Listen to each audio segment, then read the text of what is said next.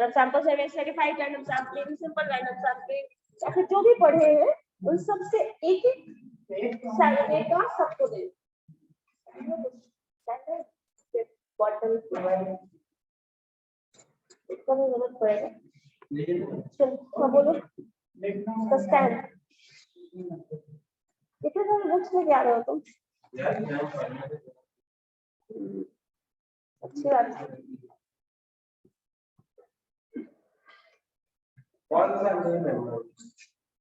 Research methodology का quantitative method, qualitative method है ना, quantitative methods of data collection. क्या हुआ है, क्यों नहीं मिला? हमको देखना है कौन से टॉपिक पढ़ा प्रेजेंटेशन देना है तो प्रेजेंटेशन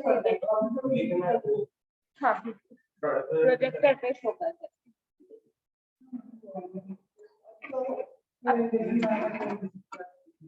कोई मुश्किल बात ऐसे भी नहीं है,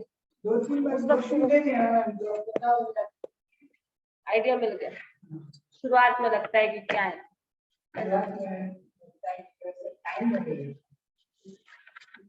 टाइप करने में थोड़ा लगता है।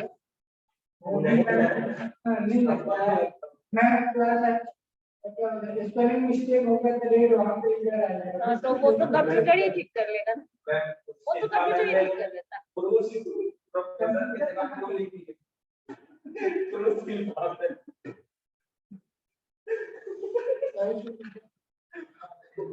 आपने भी चलो हो गया। ऐसा लिखेंगे प्रो प्रोफेसर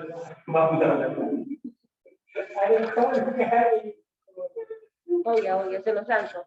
अब बताओ, ये सारा कुछ तो हम लोग पढ़े थे, रिसर्च का, क्वालिटेटिव टेक्निक, ऑब्जर्वेशन पढ़े थे ना, और हाँ किस तरह का क्वेश्चंस नहीं पूछना है रिस्पोंडेंट से, पार्टिसिपेंट्स को हाँ क्वालिटेटिव इंफॉर्मेशन कैसे कलेक्ट करना, ये सारा इंफॉर्मेशन हम लोग पढ़े थे।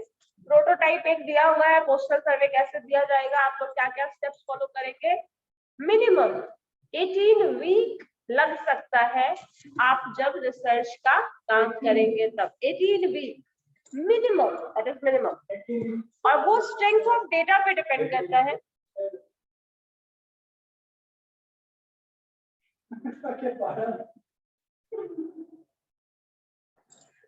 ठीक है, तो इतना टाइम कम से कम लगेगा।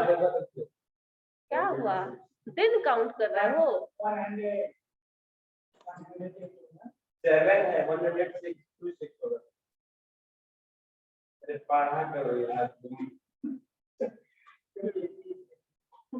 ठीक है 6 जाइए 108 हो जाएगा। तो ये इतना टाइम मिनिमम लगेगा जिसमें तुम मेल क्वेश्चन आया ये सब दोगे, और वो सब तब होगा जब आपके पास लिमिटेड एरिया हो, बहुत ज्यादा एरिया है, बहुत ज्यादा पॉपुलेशन है, जैसे सेंसस का डेटा कलेक्ट करना हो, ये तो समय नहीं लगेगा। 4 महीने बहुत कम है, बहुत ज्यादा लगता है, 1 साल लग जाता है, 1 साल लग जाता है। 1 साल लगेगा तो डेटा चेंज नहीं होता है, बहुत ज्यादा चेंज नहीं होता, उस चेंज को भी मेजर कर लिया जाता है। जैसे मान लो अगर चेंज होगा तो क्या, किसी का डेथ होगा, किसी का बर्थ होगा, यही होगा।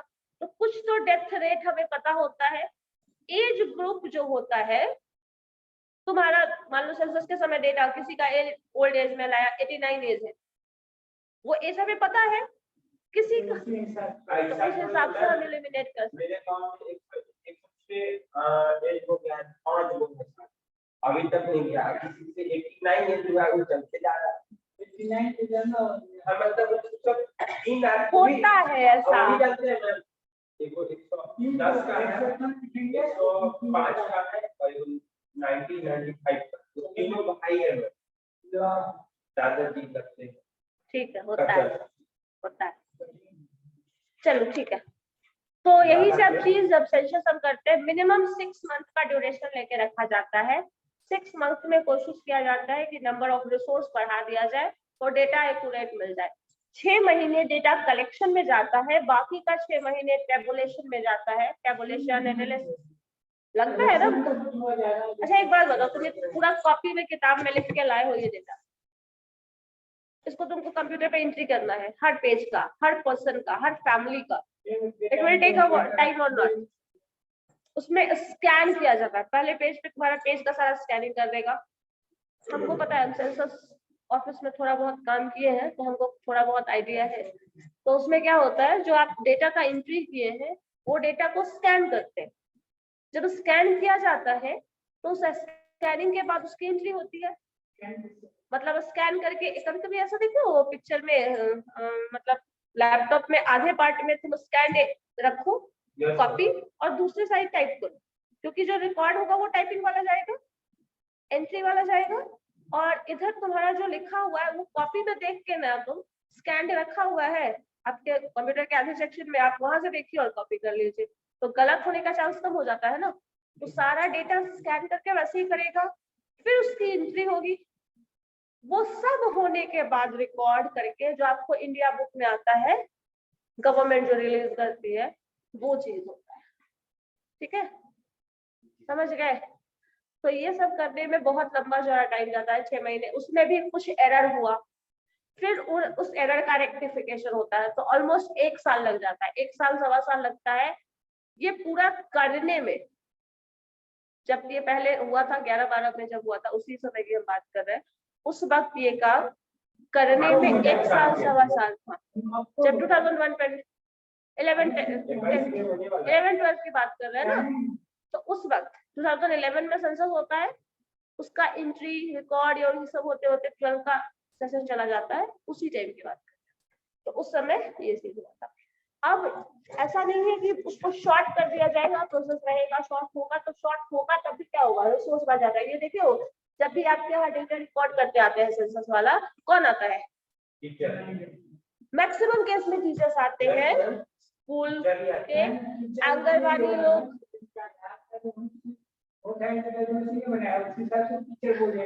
नहीं होता क्या है, देखो स्टाफ सिलेक्शन कमीशन के जो लोग होते हैं वो भी डेटा कलेक्शन के लिए जाते हैं, ठीक है? हाँ, वो जाते हैं स्टेट गवर्नमेंट, और हाँ वहां से भी जाता है, टीचर्स भी जाते हैं, आंगनबाड़ी वाले भी जो जाते हैं। सुनो तो पहले मेरा बात, क्या होता है वहां पे उसकी वो अलग सर्वे होता है। उसमें ऐसे जो कोई अगर मर्जी से जा रहा है, जैसे इसके लिए स्पेशलाइज्ड अगर टीम की बात आती है, बता रहे हैं एनएसएस वो काम करती है, पूरा काम डेटा कलेक्शन का किसका है? नेशनल सैंपल सर्वे ऑर्गेनाइजेशन, ठीक है, सैंपल सर्वे ऑर्गेनाइजेशन, और ये सिर्फ पूरा का पूरा कंडक्ट करेगा, पूरा का पूरा मिनिस्ट्री है उसके लिए। अब उसमें क्या होता है, अलग अलग लोगों को, वहां से आया किसी और को दिया गया परमिशन अथॉरिटी, वो किसी और को दिया, वो किसी और को दे रहा है। अब लोअर लेवल पे जिसको डेटा कलेक्ट कराने का काम, अगर मान लो हमको मिला, हम किसी को भी 50 लोगों को डेटा कलेक्ट करने के लिए दे दिए, चलो इसके एरिया से तुमको डेटा कलेक्ट करके लाना, ठीक है, करने दे सकते हैं। सारा पैसा हमको मिला, मान लो हम किसी और को बोल के 10, 20, 50 लोगों को दे दिए डेटा कलेक्शन करने के लिए, अब उसके हिसाब से डेटा कलेक्शन होगा। अब उसमें यही चीज बताया जाता है, जब कोई एक्सपीरियंस पर्सन जाएगा फील्ड से डेटा कलेक्ट करने के लिए, तो वो जो इंफॉर्मेशन गैदर करेगा वो हर कोई नहीं कर सकता ना, अनक्वालिफाइड जो ट्रेंड नहीं है वैसा आदमी नहीं कर सकता है। तो यहाँ पे क्या होता है, बहुत सारा डेटा जो होता है ना, वो कभी तो डिलीट भी हो जाता है, कभी जिसको कलेक्ट करने के लिए बोला गया वो बहुत ज्यादा उस तरीके से डेटा कलेक्ट भी नहीं किया, कुछ कॉलम है जो फिल ही नहीं कराया, होता है ऐसा, ये हुआ, ऐसा कुछ हुआ, उस कंडीशन को हम फुलफिल नहीं कर पा रहे हैं तो वो कुछ नहीं कराया। कभी कुछ आपके बारे में कुछ लिखना है, कोई और कुछ और लिख दिया, ऐसा भी होता है। अगर हम डेटा कलेक्शन करने के लिए ऐसे लोगों को दे दिए जिसको लिखना भी नहीं आया, हो सकता है ना, तो ऐसे लोगों को वो दिया नहीं जाता है। लेकिन जिसके अंडर में है, तो मान लो कब उसके लिए रिक्रूटमेंट भी होता है, गवर्नमेंट भी डालती है, कुछ लोगों को कॉन्ट्रैक्ट्स पे लेती है, जिस साल में डेटा कलेक्शन फील्ड वर्क का काम करना है, कुछ स्टैट्स वाले सैटिस्फैक्शन को लेती है, तो वहां पे वो लिया जाता है। लेकिन हमेशा वही डेटा कलेक्ट करे ऐसा जरूरी नहीं है, ठीक है, हमेशा वही डेटा कलेक्ट करे, उसी तरह से डेटा कलेक्ट करे ऐसा जरूरी नहीं है। तो यहाँ पे गलती तो होना है ना, एरर आएगा, लेकिन ये सब चीज अब उस पर किया गया। जब गवर्नमेंट की बात आती है तो वो जनरली क्या करती है, बहुत सारे जो खुद का ऑर्गेनाइजेशन वाला केस है, गवर्नमेंट के पास पता है उसके पास रिसोर्स की तरह कौन काम कर सकता है, इसमें स्टाफ सिलेक्शन कमीशन के लोग भी आते हैं, उसमें भी फील्ड वर्क एक्सपर्ट आते हैं, वो लोग भी बेटा गलत वो काम नहीं को दिया जाता है। जो स्कूल टीचर बोल रहे हो मैक्सिमम में सुनते होगे, तो वो गवर्नमेंट का रिसोर्स है, गवर्नमेंट के लिए ही काम कर रहा है ना, जो है तो नहीं वो गवर्नमेंट का रिसोर्स है। आप गवर्नमेंट के लिए काम करते हैं तो आप गवर्नमेंट के रिसोर्स, तो आपको वो अपने हिसाब से, तो स्कूल एग्जाम अगर मान लो जो पोलिंग बूथ की बात कर रहे हो, अगर वो स्कूल में पढ़ा तो स्कूल का काम नहीं है कि उसको काम कराए, नहीं है, काम नहीं है, क्योंकि गवर्नमेंट तुमको ये काम दे रही है, तुमको इजी टू एक्सेस छोड़ो ना, तुम गवर्नमेंट के रिसोर्स तुम नहीं हो, तुमको वो ड्यूटी वो दिया गया उस पर्टिकुलर टाइम के लिए, तो उस टाइम के लिए ऐसा नहीं है कि तुमको क्लास भी लेना है, स्कूल भी जाना है, ये भी करना है, वो उस वक्त की तुम्हारी रिस्पॉन्सिबिलिटी नहीं है। फॉर्म जो नाम भरता है ना, एक ही का 3000 कर देता है, इसलिए लोग भरते हैं कि 1000 में तो पता है, तो जो भी पैसा दे रही है गवर्नमेंट वो आपको आपके उस काम के लिए दे रही है ना, आप ऐसे भी तो गवर्नमेंट के रिसोर्स के लिए काम कर रहे हैं, अगर आपको मन नहीं है तो आप नहीं जा रहे हैं, ऐसा सब में एक्स्ट्रा मिलता है।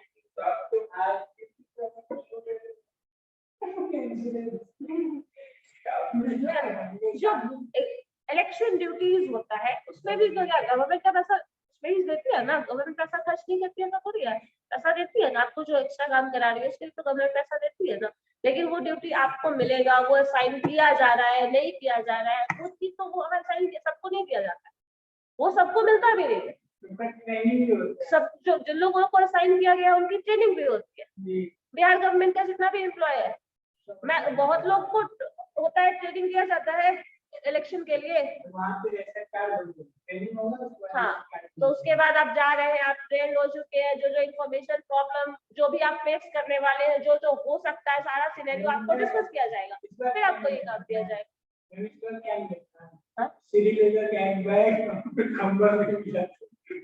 किस चीज में? इलेक्शन में, इलेक्शन वाले में, इलेक्शन वाले में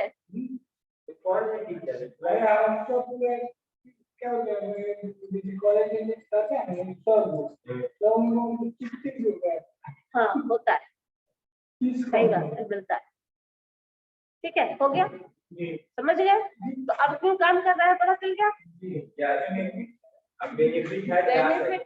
बेनिफिट बहुत सारे केस में आपको ये लग रहा है ये बेनिफिट है, ठीक है, लेकिन आप ये भी नहीं कह सकते कि अगर आपको असाइन किया जा रहा है 50 लोग हैं और उसको 50 लोगों की जरूरत है तो फिर आपको ज्यादा भी तो पड़ेगा,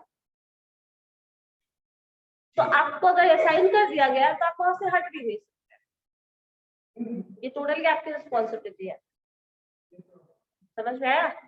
चलो ठीक है, अब डेटा कलेक्शन समझ में आ गया क्यों किया, और ये सब उनको एसेस करना आसान भी है। अब आपसे हर घर में पूछ के तो नहीं जाएगा कि आप कर सकते हो या नहीं कर सकते हो, और हर किसी को देना क्या रिलायबल है? नहीं, जिसके पास गवर्नमेंट का रिकॉर्ड है, जिसके पास गवर्नमेंट के पास जिसका रिकॉर्ड है तो उसको एसेस करना भी आसान है, उसको कहीं ढूंढना भी आसान है ना, वो चीज कर सकती है गवर्नमेंट, वो रिस्पॉन्सिबल भी होगा, तो इस हिसाब से किया जाता है।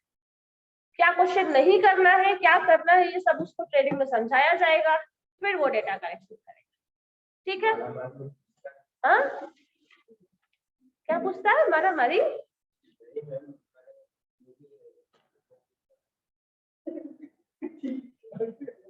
चलो ठीक है, यही सेशन आपका इसमें था और कुछ नहीं है। अब इसके बाद Delphi technique, next interview, Delphi नहीं कब का बता दिए थे, कहाँ था?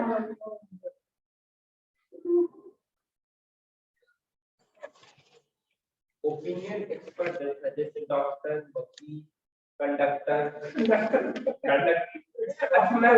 वो रूट नहीं बताएगा मैं, टीचर भी हो सकता है इसमें, जो भी है जो एक्सपर्ट्स का ओपिनियन पे बेस्ड है उसकी बात कर रहा है। तो एक्सपर्ट क्या है? वो एक्सपर्ट आपको एडवाइस देते हैं और उसके बेसिस पे पॉलिसीज बनती है। हाँ, यही डेल्फी मेथड होता है। डेल्फी मेथड ऑफ क्या था?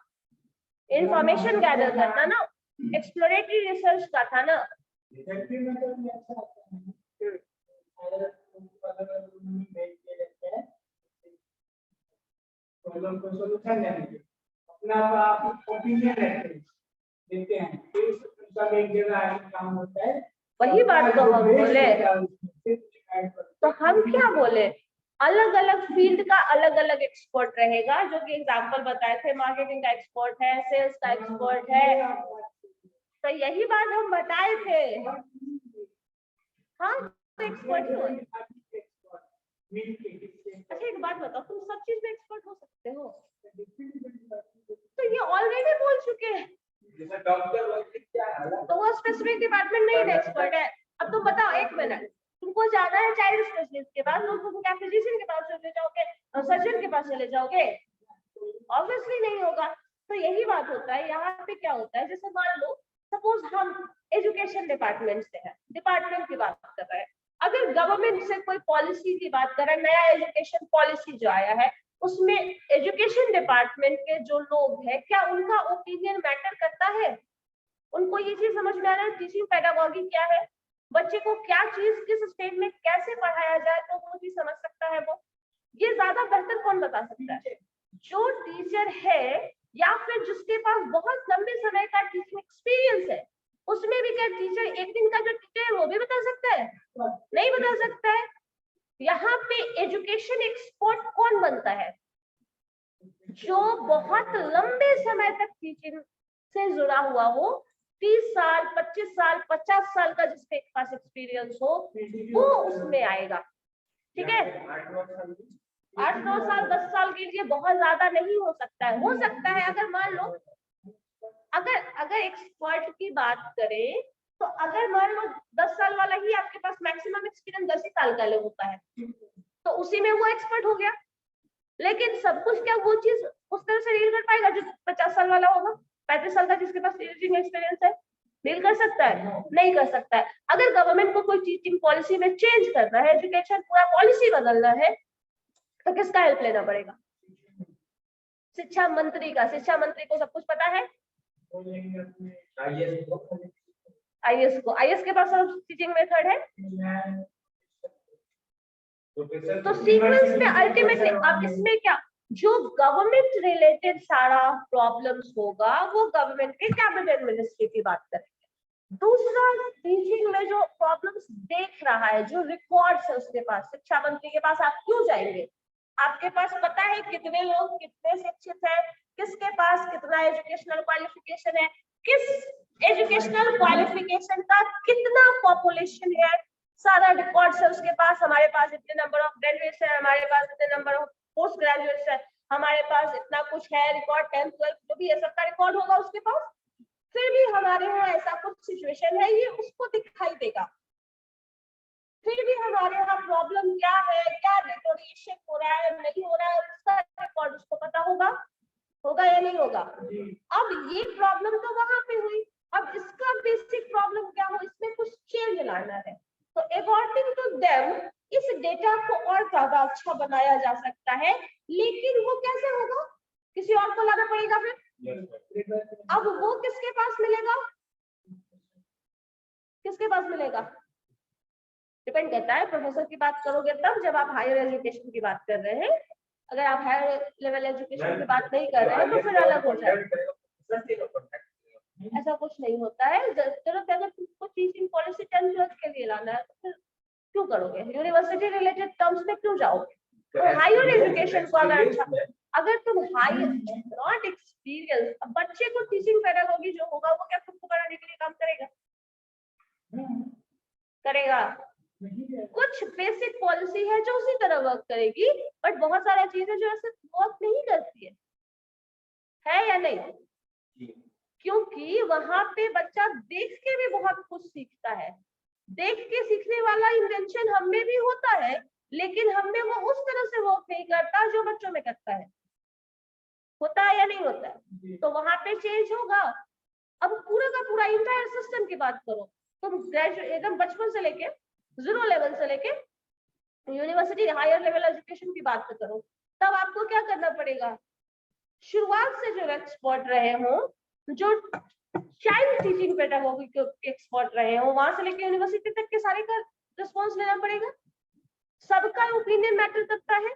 यही चीज होता है जब आप एक्सपर्ट और डेल्फी मेथड की बात कर रहे हैं। यहाँ पे टीचिंग पॉलिसी हम नहीं बता रहे हैं, मेरे हिसाब से ये अच्छा होगा, तुम्हारे हिसाब से कुछ और अच्छा होगा, किसी और के हिसाब से कुछ और अच्छा होगा। सबके हिसाब से जो कुछ लगता है कि सही है, और सब अपने अपने टीम के एक्सपर्ट है, तब जब बात आती है उसके बेसिस पे जो ओपिनियन आता है, वर्क करता है, उसको बोल रहे हैं डेल्फी मेथड। जिसको मैंने बताया था आपको कि आपकी कंपनी का marketing team, quality team, sales team, HR, advertising, सारे टर्म अगर का एक्सपर्ट जो होगा वो सब एक जगह मिलकर काम करेगा, उसी तरह से काम आता है। तो इसमें यही होता है ना कि अगर कुछ प्रॉब्लम ऐसा है जो HR वाले ज्यादा अच्छे से समझ रहे हैं, कुछ है जो फाइनेंस वाले ज्यादा अच्छे से समझ रहे हैं, कुछ है जो प्रैक्टिकल प्रॉब्लम होगा वो मार्केटिंग वाला, सेल्स वाला ज्यादा समझ में आ रहा है उसको तो पता है प्रॉब्लम क्या है। हाँ प्रॉब्लम प्रोडक्ट में ही है, तो उसको उसके हिसाब से रेक्टिफाई करेगा, मार्केटिंग वाले अपने हिसाब से रेक्टिफाई करेंगे, तब अल्टीमेटली जो सॉल्यूशन मिलेगा उसको आप एक्सपर्ट सॉल्यूशन बोल सकते हैं। और यही डेल्फी मेथड है। हो गया? 3 सब्जेक्ट में है, मार्केटिंग है, नहीं सर, बीवी में अगर आती है तो उसमें है, उसमें हमको नहीं पढ़ाना है, वो अपना इसमें देखो जो सब कुछ तुम पढ़ते हो ना, ये जो अभी हम लोग रिसर्च में कर रहे हैं उसमें मेन होता है ना कि आपको अल्टीमेटली करना क्या है और सॉल्यूशन क्या है, उसकी बात करेंगे। वहां पे मेथड पे फोकस दिया जाता है कि ये क्या है, वैसे क्या है, इसमें हम लोग सॉल्यूशन ओरिएंटेड बात करेंगे। यहाँ पे प्रॉब्लम ये है और इस प्रॉब्लम का ऑब्जेक्टिव सॉल्यूशन मिलना चाहिए। ये नहीं कि तुम सॉल्यूशन निकालो तो कुछ और सॉल्यूशन नहीं। ऑब्जेक्टिव सॉल्यूशन किसको बोलते हैं? वही आंसर से ऑब्जेक्टिव क्वेश्चन का आंसर पता है, क्वेश्चन जितने भी तरीके से पूछ लो आंसर वही एक होगा, और वही एक आंसर जो है वही सही है। सब्जेक्टिव क्वेश्चन अगर आपको वही दे दिया जाए तो आपका आंसर क्या होगा? लिखोगे तो आप कुछ और लिखोगे, कोई और कुछ और लिखोगे, यही चीज होता है। तो रिसर्च में क्वेश्चंस भी ऑब्जेक्टिव होने चाहिए और सॉल्यूशन भी ऑब्जेक्टिव होना चाहिए। प्रॉब्लम ऑब्जेक्टिव अगर है, प्रॉब्लम को भी जो जैसा भी प्रॉब्लम है उसको ऑब्जेक्टिव के टर्म में लाओ, मतलब एक सिंगल सब्स्टिट्यूट, एक सिंगल आंसर हो। जैसे ऑब्जेक्टिव क्वेश्चन में एक ही आंसर करेक्ट हो सकता है, वैसे ही सॉल्यूशन और प्रॉब्लम को भी उसी तरह से बनाया जाए कि प्रॉब्लम भी ऑब्जेक्टिव हो और सॉल्यूशन भी जो उसका मिले वो भी ऑब्जेक्टिव सॉल्यूशन। समझ गए? हाँ या ना? जी मैम। यही होता है रिसर्च में। कभी भी प्रॉब्लम क्वेश्चन, पूरे सॉल्यूशन पूरे रिसर्च में क्या था? सबसे पहला स्टेप बताए थे ना, क्या था? Find the objective of the problem. Define करना है ऑब्जेक्टिव ऑफ द प्रॉब्लम। पहले आप इंट्रोडक्शन, जो कि इंट्रोडक्शन क्यों दे रहे हैं? फिर वही बात है, अब तुम कहीं जाओगे कुछ काम करने तो पहले तो इंट्रोड्यूस तो करोगे ना, लेकिन इंट्रोडक्शन क्या है? That is just the introduction what you are going to do। और ये सिर्फ किसी को पढ़ाना क्यों है कि तुम्हारे सब्जेक्ट में, तुम्हारे कंटेंट में वो इंटरेस्ट ले या ना ले, सिर्फ इसका डिसीजन करने के लिए कि आप ऐसा काम कर रहे हैं तो आपको बस अपना इंट्रोडक्शन देना है। That's it। सिर्फ उसका रोल इतना होता है। आप ये प्रॉब्लम पढ़ रहे हैं, आप इस प्रॉब्लम को स्टडी करने वाले हैं, और इस प्रॉब्लम को स्टडी सिर्फ इसलिए करने वाले हैं बिकॉज क्या हो रहा है, आप इसको इसका सॉल्यूशन चाहिए, आप इसको इसका सॉल्यूशन चाहिए। इस प्रॉब्लम में, इस सिचुएशन में मैंने ऐसा ऑब्जर्व किया, ऐसा रिजल्ट चाहिए, ये चाहिए, वो चाहिए, आप इसके हिसाब से बस देख रहे हो, ठीक है। और आंसर जो प्रॉब्लम मेन काम शुरू हुआ तुम्हारा रिसर्च का, वो ऑब्जेक्टिव डिसाइड करने से हुआ कि आपने ये चीज देखा, हमने ये ऑब्जर्व किया, ऐसा कुछ हुआ, इसलिए हमारे दिमाग में ये चीज आया है कि हमें इसको स्टडी करना चाहिए। ये सब चीज होता है इंट्रोडक्शन में। आप ये करने वाले हैं, ये डेटा ऐसा यूजफुल है, इसका क्या फ्यूचर में स्कोप है, ये सब कुछ आप तुम इंट्रोडक्शन में डालोगे। अब तुम एक्चुअल स्टडी करना क्या चाहते हो वो ऑब्जेक्टिव में डालोगे, और उसी ऑब्जेक्टिव का सॉल्यूशन करने में तुम्हारा काम पूरा का पूरा रिसर्च हो जाता है। एनालाइज खत्म, डिस्कशन कंक्लूजन बताओ। ठीक है, अब ऑब्जेक्टिव आपको आंसर किस क्वेश्चन का चाहिए, उस ऑब्जेक्टिव में भी आपको आंसर यस नो, ये प्रॉब्लम है या नहीं है। ठीक है, इस तरह का सॉल्यूशन मिलेगा। ऑब्जेक्टिव का मतलब ही हुआ you have to find one and only one way, answer yes no. Effect of correlation, suppose advertisement का सेल्स पे इफेक्ट पड़ता है या नहीं, तो हाँ, तो ये सॉल्यूशन हम रिसर्च के बाद बताएंगे। पहले से आंसर ये आप हाँ कैसे बोल रहे हैं, पहले से कुछ ऑब्जर्वेशन देखा हुआ है, पहले से कुछ ऐसा रिजल्ट होगा। अच्छा एक बात बताओ, अगर इस तरह से इतना आसान देना होता आंसर, तो मुझे ये बताओ इनकम पे एक्सपेंडिचर डिपेंड करता है या एक्सपेंडिचर पे इनकम? इनकम पे एक्सपेंडिचर, सबका आंसर यही होता है। अब बताओ इनकम पे एक्सपेंडिचर डिपेंड करता है, हाँ सबका सेम ही होगा ऑब्जेक्टिव के हिसाब से। लेकिन आप ये सोचिए, क्या अगर आपका एक्सपेंडिचर बढ़े तो क्या आप इनकम जनरेट नहीं करेंगे, या फिर आपके पास आपका खर्चा बहुत है, ठीक है, तो तुम इनकम का सोर्स बनाने की कोशिश नहीं करोगे, कर्ज ले लेंगे। ठीक है, तो कर्ज लोगे, वो कैसे दोगे?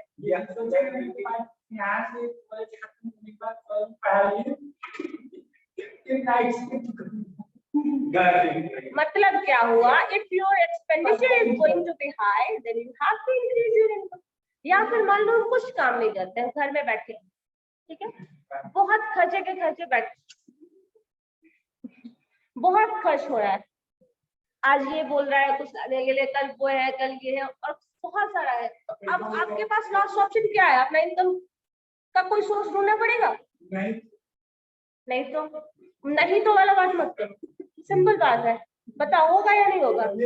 तो अब आप ये कैसे बोल सकते हैं कि टोटली इनकम पे ही एक्सपेंडिचर डिपेंड करता है?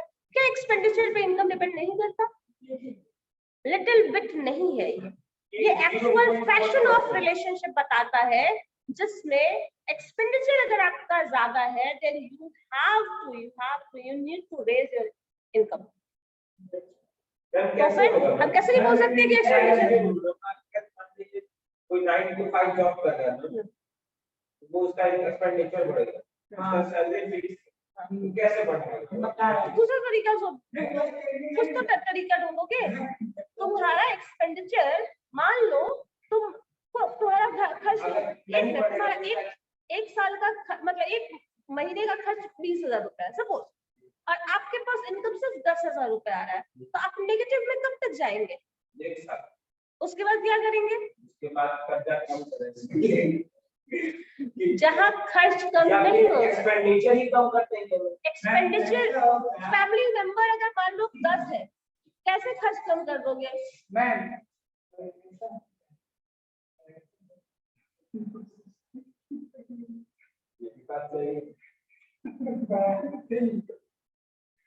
इनकम पे एक्सपेंडिचर डिपेंड करता है क्योंकि हम ये डायरेक्टली देखते हैं, ठीक है, लेकिन बहुत सारे लोग इसलिए भी काम करते हैं क्योंकि उनका एक्सपेंडिचर है। जो लोग सब्जी बेच रहा है वो क्यों बेच रहा है? अपना खर्च निकालने के लिए बेच रहा है, तो उसका खर्च है इसलिए वो इनकम जनरेट कर रहा है। नहीं बोल सकते हैं, वही बात हम बोले, इनवर्सली प्रोपोर्शनल दोनों रिलेशन होता है। कुछ लोग, एक मिनट चुप, पहले सुनो ध्यान से। रिलेशन हमेशा वैसा नहीं होता जैसा वो विजिबल है। आप ये तो बहुत आराम से देख रहे हो, किसी का खर्च बहुत ज्यादा है तो सोच लोगे इनकम बहुत ज्यादा है, सोचोगे सबसे पहले विजिबल होता है। होता ये भी है कि किसी के पास 1 लाख का इनकम हो तब भी वो आराम से धोती कुर्ता पहन के घूमता है, ये होता है कि नहीं होता है? आराम से होता है। वही बात हम समझाने की कोशिश कर रहे हैं कि रिलेशन जो डायरेक्टली आपको दिख रहा है हमेशा वो ट्रू नहीं होता। ऐसा देखिए हो कभी कभी एडवर्टीजमेंट बहुत हुआ है फिर भी सेल्स इंक्रीज नहीं हुआ, ऐसा होता है या नहीं होता है? सो हम बोल सकते हैं कि डायरेक्टली रिलेटेड है, हमेशा अफेक्ट कर रहा है। ऐसा हो सकता है अफेक्ट ना करे, हो सकता है बहुत एडवर्टीजमेंट किए हो आप फिर भी सेल उतना ही हो। ऐसा हो सकता है एडवर्टीजमेंट की वजह से सेल्स कम भी हो गया और नेगेटिव इम्पैक्ट आ गया हो बहुत ज्यादा। नेगेटिव इम्पैक्ट आता है अगर मार्केटिंग पढ़े हो,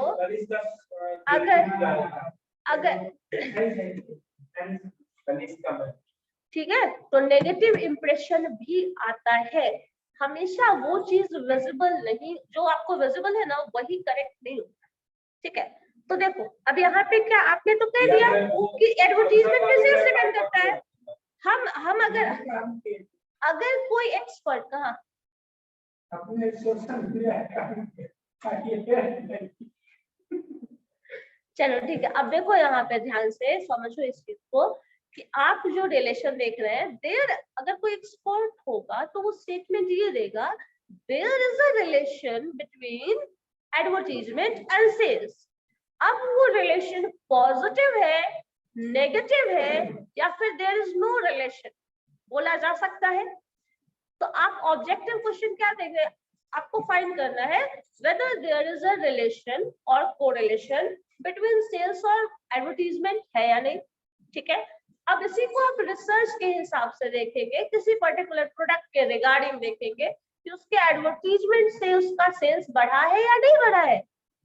देख सकते हो ना, यही चीज समझना है यहाँ पे। ठीक है, तो आप डायरेक्टली जब आंसर तुम रिसर्च के मूड में हो ना तो कभी भी आंसर मत करो, क्वेश्चन करना सीखो तभी रिसर्च होगा। अगर आप रिसर्च की बात कर रहे हैं then always ask questions, always answer find out करो with the help of observation, with the help of data।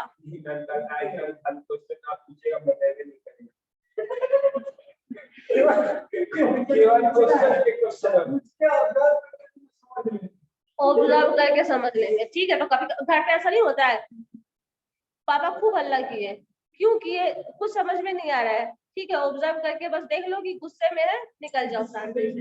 होता है, करते हो प्रैक्टिकली, सब लोग करता है ऐसा। हाँ बात करते, तो वही चीज है। तो on the basis you have to question, आपको क्वेश्चन करना है, क्वेश्चन माइंड में आना चाहिए। रिसर्च का शुरुआत ही वहीं से होता है। आंसर ऑब्जर्वेशन और डेटा के बेसिस पे होगा। कभी भी क्वेश्चन का पूरा रिसर्च ऑब्जर्वेशन लिए डेटा कलेक्ट किए कभी भी आंसर नहीं करना है। ओके मैम, ठीक है, क्वेश्चन का आंसर क्लास में करना है, वो नहीं किए तो क्या है।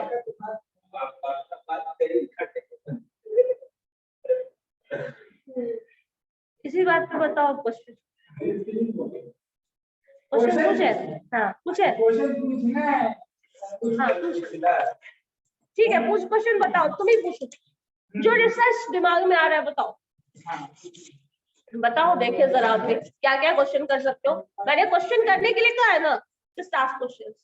Questions related to research that is based on data, that should be based on data.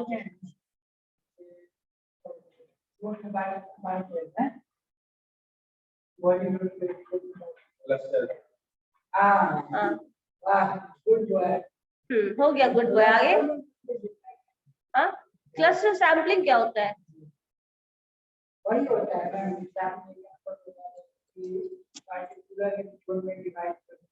Zone में क्या डिवाइड, सिंपली डिवीजन करोगे। यहाँ पे एकदम समझ लो, चावल बनाए हो कभी, कभी चावल बनाए हो, चावल बनाए हो किस चीज में, कुकर में? हाँ कढ़ाई में बनता है, ठीक है कढ़ाई में बनाए हो ना, उसी का आंसर वही हमें चाहिए था। आप उसमें देखते हैं कि चावल बना है या नहीं, पका है या नहीं ठीक से, नहीं देखे हो कभी? अगर देखता है तो क्या एक एक चावल निकाल के देखता है लोग? एक ही चावल, दो चार चावल निकाल के देखते हो ना, बन गया पक गया काम खत्म हो गया।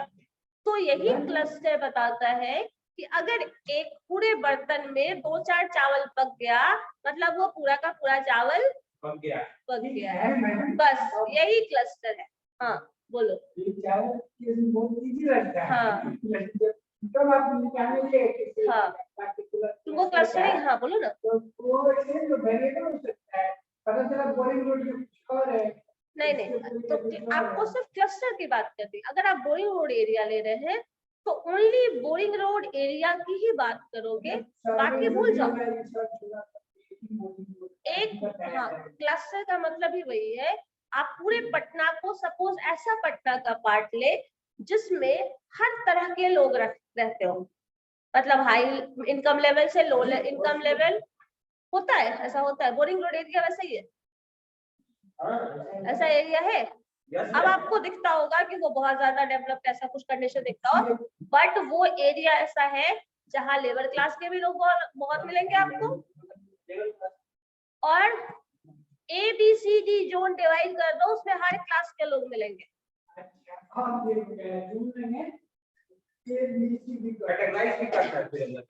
कर लो, हो गया ना। मतलब अब यहाँ पे क्या हुआ, पहले आप इनकम लेवल अलग अलग देख लिए, और वो एरिया हम क्लस्टर सैम्पलिंग को प्रेफर सिर्फ इसलिए किया जाता है मैक्सिमम केस में, हम ऐसे क्लस्टर्स की बात करते हैं जिसमें हर तरह का इनकम ग्रुप रहे। इनकम लेवल की बात कर रहे हो तो इनकम लेवल ऐसे बहुत ज्यादा हायर लेवल का रिसर्च हो जाता है, लेकिन फिर भी आप ले सकते हैं। अगर देखो कुछ और एरिया लो, कंकरबाग का एरिया, मैक्सिमम लोग तुमको मिलेंगे जिसका इनकम ग्रुप AB में आ जाएगा। मैक्सिमम लोग, 100% नहीं बोल सकते, बट मैक्सिमम लोग ऐसे मिल जाएंगे। क्लस्टर हम तब करते हैं जब हम लोगों को पैसा कम खर्च करना पड़े। क्यों? पैसा खर्च कम करने को तो रिलायबिलिटी की बात वही बात है ना। तो यहाँ पे मैंने ये भी बताया था, याददाश्त को तुम्हारा गया रहता है घूमने के लिए, ठीक है। तो अब इस हिसाब से ये भी मैंने बताया था, आपको पैसा कितना खर्च करना है, आपको आंसर में टाइम पता होना चाहिए, कितना पैसा खर्च करने वाले हो, तुम्हारे पास रिसोर्स कितना है, तुम्हारे पास रिसोर्स कितना है, तुम आंसर में कितना वेरिएशन एरर अलाउ कर सकते हो। मतलब मान लो कोई तुम्हारा इनकम, हाँ सब वही बात है ना। तो बात यही होता है कि आपका आंसर में वेरिएशन भी सोचना पड़ेगा, कितना वेरिएशन आप अलाउ कर सकते हैं। मान लो तुम्हारा इनकम 60-70,000, कोई अगर 60 आप अप्रोक्सीमेट लाते हैं आंसर अकॉर्डिंग टू रिसर्च, 60,000 किसी का इनकम पूरे उस एरिया का बता दिए, ठीक है।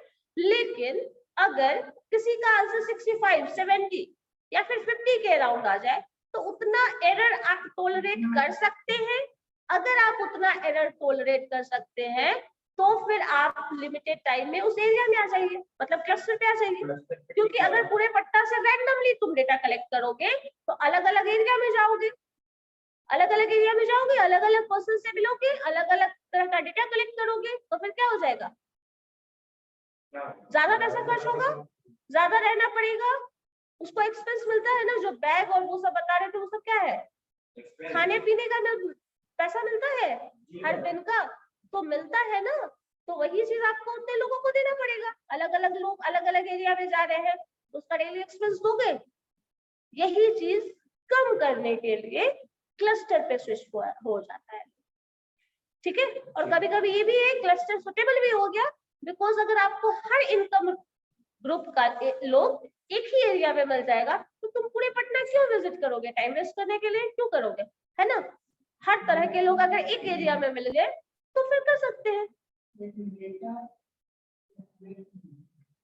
डेटा एक्यूरेट हो सकता है, हो जाएगा। कुछ एरिया ऐसा होगा ना जो क्लस्टर में, एक ही क्लस्टर पे डिपेंड नहीं करोगे ना, एक ही क्लस्टर पे डिपेंड नहीं करोगे, 2-3 क्लस्टर होंगे ना। अगर 8 एरिया है, 8 पार्ट में बांट दो पूरे पटना, तो 2 सैंपल्स लो।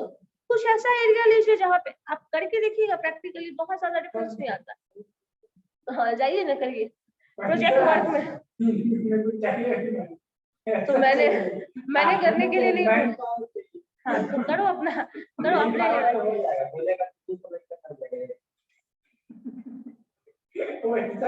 ठीक है।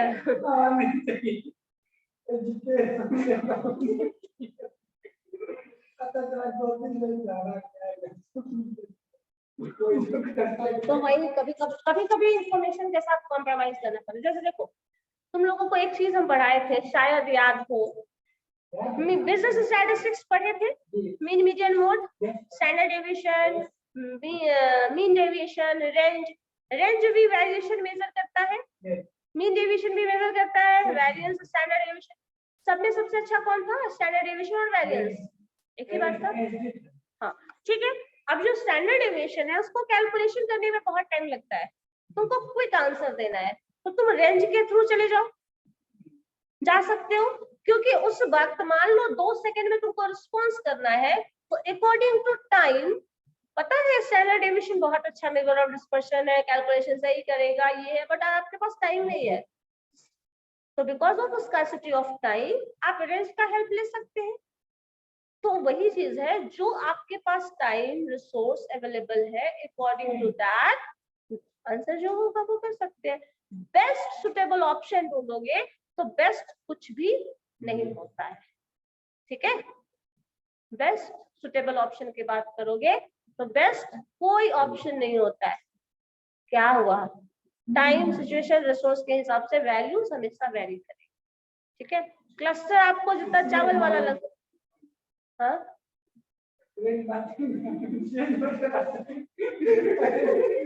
आप 10 लोगों से नाम पूछोगे तो सबका नाम अलग नहीं होगा। तुम क्या चाहते हो, सब लोग एक ही नाम बताए? आंसर सिचुएशन के हिसाब से बदलेगा ना। एक ही एग्जाम में, एक ही क्वेश्चन में अलग अलग आंसर क्यों देता है बच्चा? देता है रिस्पॉन्स अलग अलग, सबका मार्क्स अलग आता है, क्यों आता है बिट्टू, क्यों आता है? सबका आंसर अलग क्यों आता है? सबका अलग अलग ओपिनियन है, तो इसीलिए सब चीज बदलते रहता है, तो तुमको रिलायबल नहीं। वही बात हो गई, तो सोच की बात यहाँ नहीं है, हम सोच सबका सुनेंगे बट फोकस उसी पे करेंगे जो सॉल्यूशन ओरिएंटेड की बात करता है, ठीक है। वही objective question, objective answer, answer vary सबका करेगा, तो आप एक ही आंसर बोलेंगे बट वो आंसर सबके कॉम्बिनेशन से कहीं ना कहीं मैच करना चाहिए, ठीक है। इसके बाद मुझे बताना है ये वाला, क्या ये यूनिट शुरू करना है, मेजरमेंट, ये दोनों खत्म हो चुका है, ये दोनों तो खत्म ही हो गया था, कब तक खत्म हो गया। ये थर्ड क्वालिटेटिव टेक्निक पढ़ रहे थे और इसमें सैम्पलिंग पढ़े हैं, ये दोनों सेक्शन मुझे बताना है, मेजरमेंट एंड स्कैनिंग टेक्निक और प्राइमरी डेटा। प्राइमरी डेटा वही जो फील्ड वर्क करके जो डेटा लाओगे, दैट इज प्राइमरी डेटा। उसके लिए एक चैप्टर बना के है तो फिर देखेंगे क्या है, बट वही प्राइमरी डेटा, ठीक है। मेजरमेंट एंड स्केलिंग टेक्निक,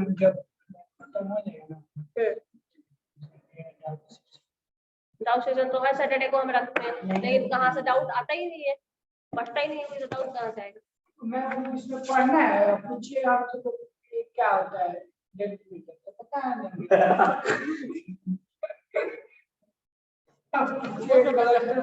क्या होता है? हाँ, तो अभी जो पढ़े हो तो तुम्हें हमको पता है, बताओगे। अगर हम इसमें सेकेंडरी डेटा पूछ ले तो सेकेंडरी डेटा होता है जैसे हम गूगल में बाय एक्सपर्ट ओपिनियन ले लिए, एक्सपर्ट ओपिनियन मतलब दूसरे जैसे ये ऑर्गेनाइजेशन है इसमें। अच्छा एक बात बताओ, एक्सपर्ट ओपिनियन एक सिंगल लाइन का ओपिनियन बनेगा, 2-4 एक पन्ना लिख दिया प्रिस्क्रिप्शन, ठीक है हो गया। अब ये डेटा किस तरह से है? ये डेटा, मैंने टर्म क्या बोला?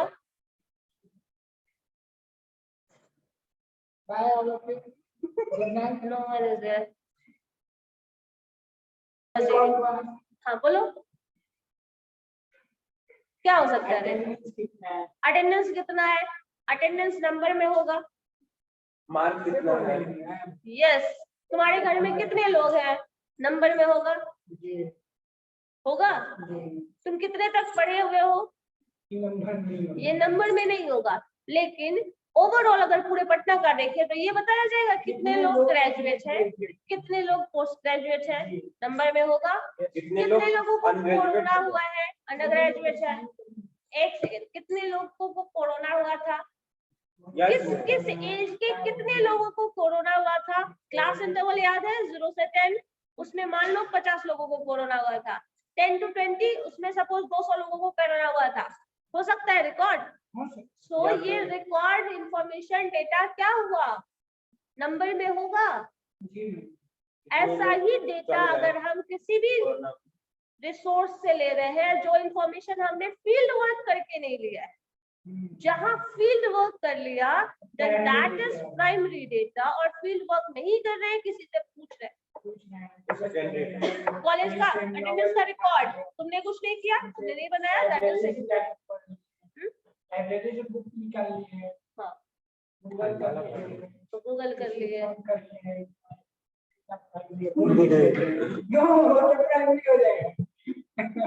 फोन कर लिए, डायरेक्ट कांटेक्ट प्राइमरी, जहां डायरेक्ट कांटेक्ट। हाँ, हॉस्पिटल का रिकॉर्ड, शॉप का रिकॉर्ड, क्या सेल हुआ है, कितने का सेल हुआ है, हाँ, तो वो सब सेकेंडरी डेटा है। गूगल गवर्नमेंट जो रिलीज करती है सब सेकेंडरी डेटा है, सारा का सारा सेकेंडरी डेटा है। अब हम लोगों को मेजरमेंट और स्केलिंग टेक्निक पढ़ना था। स्केलिंग पढ़ लो तुम इसको, स्केलिंग, स्केल स्केल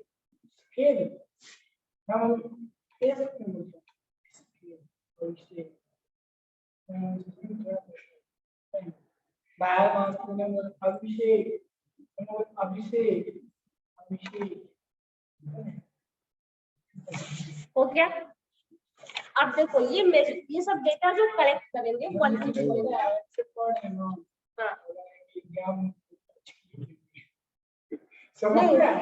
समझ में आ रहा है ना। तो यहाँ पे दो चीज बहुत ध्यान, जो समझना होता है that is based on concept, जो लिखना होता है एग्जाम में that is based on words, ठीक है। तो मैम जब हम लोग बुक पढ़ेंगे ना, हाँ एग्जाम में लगता बुक पढ़ना तो सबको बात पता ही चलेगा ना कि हाँ थोड़ा सा अपना रहे तो फिर कॉम्बिनेशन करके लिखोगे तो अच्छी बात। अब यहाँ पे मेजरमेंट, जो भी डेटा होगा उसको मेजर करना है। मेजर करना है मतलब नापना है, मापना है। तो अब आप उसको कैसे मेजर करेंगे?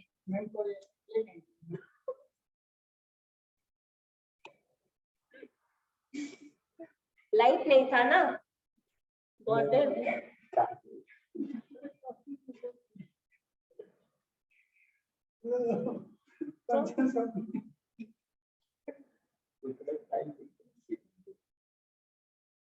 ठीक है।